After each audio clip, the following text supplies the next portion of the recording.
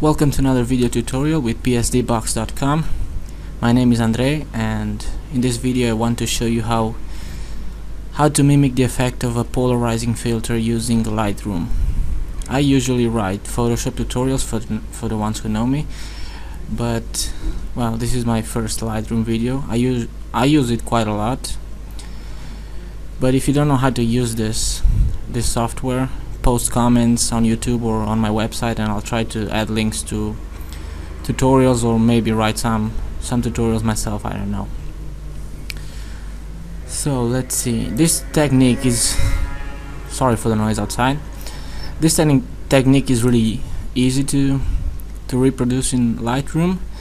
In Photoshop it's a bit more complicated. I saw some tutorials and it involves channels and some more advanced editing. I came up with my own way of doing things. I don't know if there are tutorials out there for Lightroom because I didn't make any research, so if there are thousands of tutorials out there about this topic, sorry, but well, let's get started. This is an image that I took on the eastern coast of Spain, near Valencia, which is where I live. And this is a raw file.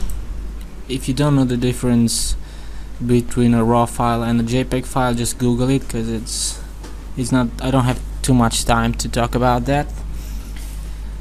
It's basically an image that it has a lot more light information. I think this is a 14-bit image and JPEGs are just 8-bit images. So this raw file allows you to make more extreme edits without losing quality. You can decrease exposure, increase it, and you don't lose that much detail.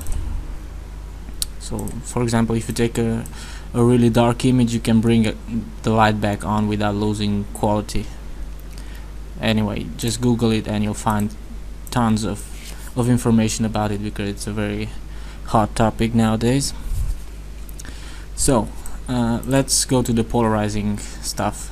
If you don't know what a polarizer filter is, it's just a piece of glass that you put in front of your lens, and when you turn it, it has some stuff inside that glass that eliminates reflections, increases saturation, and also it's used primarily to make the sky look better, separate the clouds from the sky. And you'll see that in a second, because I'll do it here in Lightroom. It's actually not easy to reproduce this effect, because a polarizing filter does more than just making the clouds stand out more. But anyway, this is just a quick way around that. If you don't have a polarizer or something like that, or if you left it at home, they are not very expensive anyway. So as enough talking, just let's go to the technique. It's really easy. You just have to move a slider and you're done. I already did some edits to this image. I increased the vibrance, saturation, and adjusted the exposure. If you want to get that effect, just go to the HSL, which stands for Hue, Saturation, Luminance, and because you want to make the skies look better and separate the clouds, go to the blue channel and slide the blue slider to the left, and you got it. It's just as simple as that. So before, after. You have to be careful with the edges. You'll get some potentially problematic edges if you don't. It's always better to do this on a high resolution image, and when you scale it down, you won't see these edges as ugly as you can see them now. But anyway, don't go too much, because you'll get some nasty edges there. But anyway, it's a pretty big change, if you can see from before and after. Let's go to another example.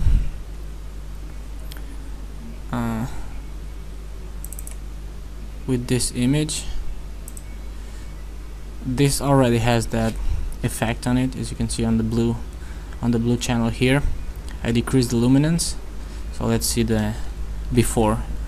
Let's wait for the image to load, and this is after, and let's see before. Oh, it's a washed out sky. you almost can't see the clouds, but if you do this, the sky is a lot clearer now. Also notice that this affects the entire blue channel, so the mountain itself, it's darker, which I don't like too much, but you can fix that with these gradients or with the brush tool, which I'm not gonna do now. Also, if you're working with water, you can do this in the aqua and the blue channel together, and you'll get the same effect. So if you don't know what a polarizer is, just go and Google it. You'll find a lot of information. If you're a photographer, you can use this technique if you like it.